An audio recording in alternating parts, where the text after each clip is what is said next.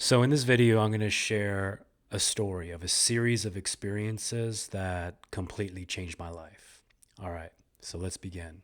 So, in about 2007, I was pursuing education, I was pursuing a doctorate in chiropractic. Okay, so a little bit of a health background, and what I had to do, or what I decided to do while pursuing my undergrad there and before I got into the doctoral program is I decided to pledge this professional fraternity. Now there were perks to it because you can kind of get ahead on honing your technique. You can have access to uh, just people in the field all around the globe. All right, so I thought, hey, this can basically help me hone my craft, and so I went for it. I pledged once, I pledged twice, and I pledged thrice. So the reason I had to do it so many times was because everyone quit on me the first time and the second time. The third time, my bro decided to do it with me, and he said, "Listen, I won't quit on you." So he's a good brother, right? So we went for it. We got in with a handful of other guys. It was a good time. It was difficult. That's hence why everyone quit the first go and the second go. But we made it. But to make it, you have to make a series of oaths, vows, dedications. In a sense, you kind of have to curse yourself. All right. At that age and at that point in my life, I didn't really care. I just saw whatever we had to do in the hazing and pledge process as part of what needs to get done to get into this thing. All right. So, again, made it through, and some of the things we had to do, um, but made it through. And afterwards, as we were getting closer as I was getting closer to starting the doctorate program, which is like really rigorous, it's another 3-4 years of just full on schooling and education. And so a friend and I decided to take a break, take a trimester off before we started that process because the kind of the path I took was a very accelerated undergrad with no breaks to get into doctoral studies way quicker and to become a doctor much younger. Now, I didn't finish that process because of what I'm about to tell you. All right. Again, took a break. On that break, went back to the hometown. My sister happened to be joining, and she was in Florida. We were going to help my parents move to the next space. Now, she was kind of asking me about my life, what was going on, what I was into. She had known that I was going to be um, pledging and becoming part of a fraternal order. So she started asking me a little bit of questions about it, and I was, being secretive. Why? Because that was part of the vows, oaths that I made. Okay. I'll share one of them with you because it's relevant. She asks me more, and then basically it comes down to her saying, "Let me grab this book and share it with you." We sat down on the floor, our backs to the couch, and she opened this book, and it's about what she's been learning in the school she's going to and the things she's studying. She had me read it. And so now I'm reading this book, and it's saying demonic associations with these oaths. Okay, so I started to read whatever this was. And the this is one. This is one of the ones I made. Um, and so cursed myself to my grave if I utter any of the inner workings of this fraternal order. All right. As I said this, I blacked out, lost consciousness, and I came back to Just was feeling off. My sister obviously saw that. She asked if she could pray for me, to which I responded no, pretty aggressively, maybe demonically inspired. And I blacked out again. This time I couldn't feel my legs. I was going into a sort of paralysis. Came back to, and she goes, "Can I pray for you?" All right. And I say, "Yes." She puts a hand on my shoulder and she begins to pray in some random language that I didn't know what it was, but I didn't really care. I black out again. I come back to, and everything is alive. All right, like the walls are breathing. If I look to my left out the window, the tree, I could see its aura, I could see it breathing as well. Creation was alive. The walls were alive. Everything was just different. My eyes were opened to this other dimension. And I discerned and began to see this war over my soul between light and darkness. There was literally this thick darkness trying to suck me in. And there was this light before me that this darkness was challenged by, that was also trying to absorb me. And I see this light and I give myself to this light. Okay. And I look to my sister and I say, "What is this light? I need to know." Okay, so now on to the next chapter. All right. I know that my sister was into Jesus Christ, into Christianity. I had thought it was a crutch, something that weak people turn to. All right. So I didn't really give it much credit before this experience. I had one, when I was a child, one very like awe, fear of the Lord, majesty of God experiences in a private school in the Catholic Church that we had to go through. Okay, we had to go to, like, we had to go to Mass every so often. And, I don't come from a Christian background, a Catholic background, or very much a spiritual background. Well, my lineage is extremely spiritual, Indian heritage. And we did have a prayer room, a puja room, and we did have time at the temple. But my dad, a doctor himself, had a distaste for religion due to the religious wars that were happening when he was young in India. So he's a man of science. My mother, spiritual, but yeah. Anyways, getting off topic. So in this part of the story,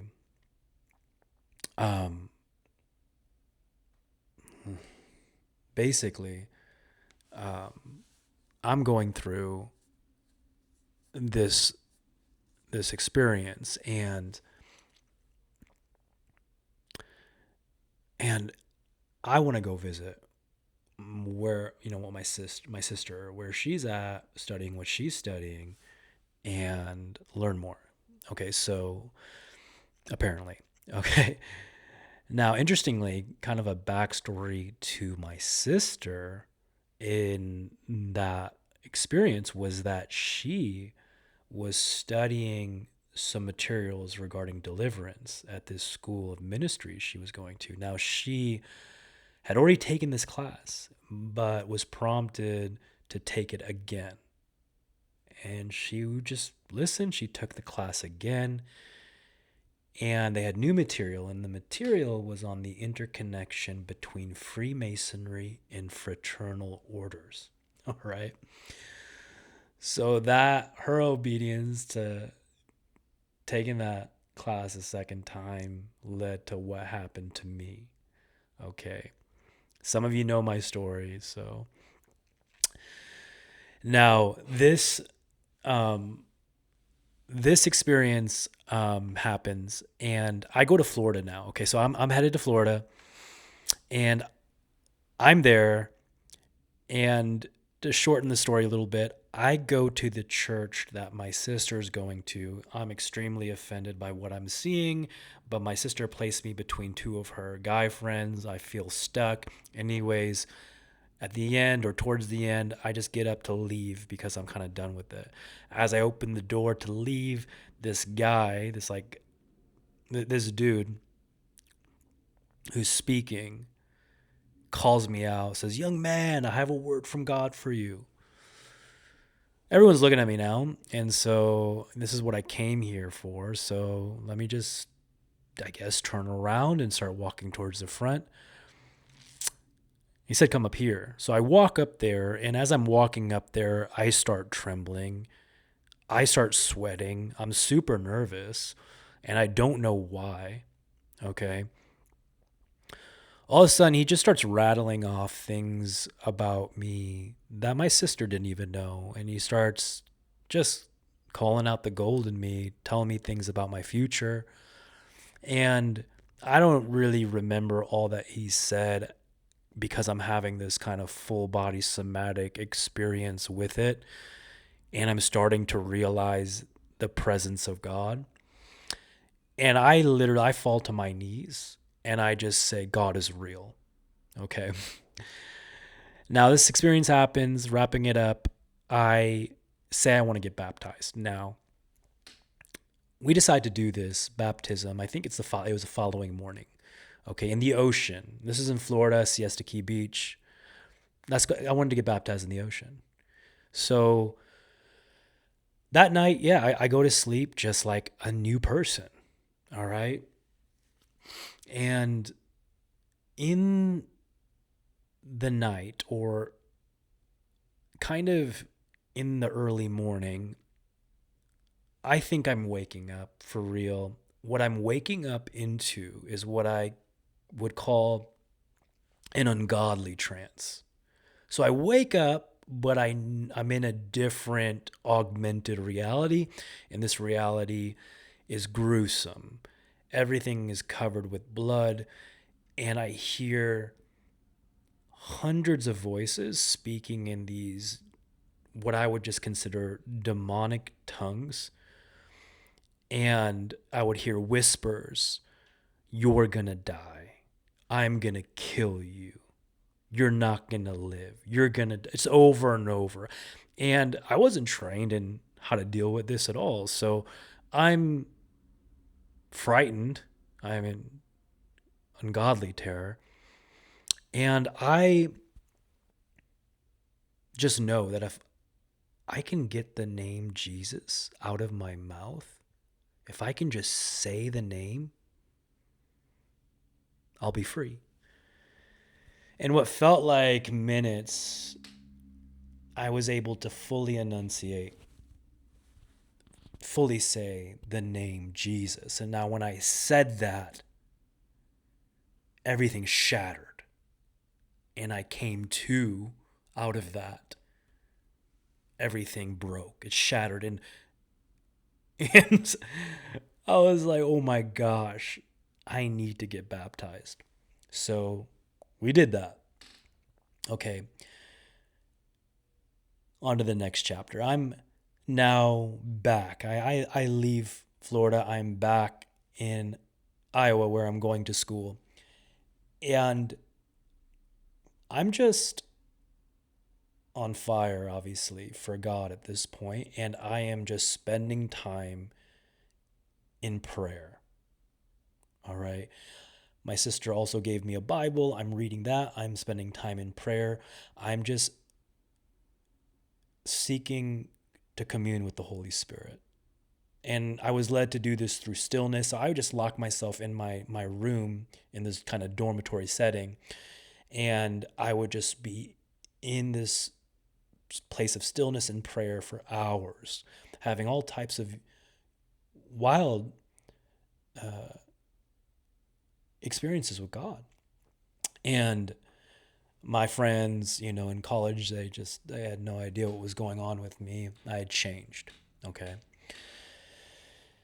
So I have a vision, and in this vision, this is like a legit vision. Okay. It was either in a vision in the night, in a dream, or like in between waking and sleeping. And in it, I give the testimony of Jesus, of what I experienced. I give it to the fraternal order. Okay. There's these meetings that happen, council meetings that happen. And what I do in the vision is I take all of my pledge material and I lay it at the altar, a legit altar in the council room. And I say I'm leaving and I talk about what I experienced. Okay. And in the experience, I leave and shackles fall off of my wrists and my ankles in the vision. Okay. I come to from that experience and I'm in tears because these are my brothers, all right? This is a brotherhood, right? These are people that I love, that I've grown to I think love and from what I knew of that in my early 20s. And yeah, I was scared, but I knew what needed to be done. Okay, so the council meeting ends up happening. I'm there. I've got all my stuff unprepared. Goes around the room, all right, with more of the elders of the fraternity. Goes around the room, and each person is allowed to say if they have new business. So after a little bit, I say, hey, listen, I've got something to say. I get up and I just began to share. I didn't know about giving necessarily my testimony at the time. I just began to share what happened to me. Like, this is what I experienced. This is what we all have done in this fraternity. We've all made these oaths, and this is the oppression that they can have. This is the bondage that can be formed, a demonic bondage. I shared this. Okay, I shared everything I could, everything that gave me. I think I pretty much had 20 minutes. I was pretty much just sharing, and they were listening. I then say, as a result of all this, I need to go, and you guys need to like consider prayerfully what you need to do in your own life. Okay.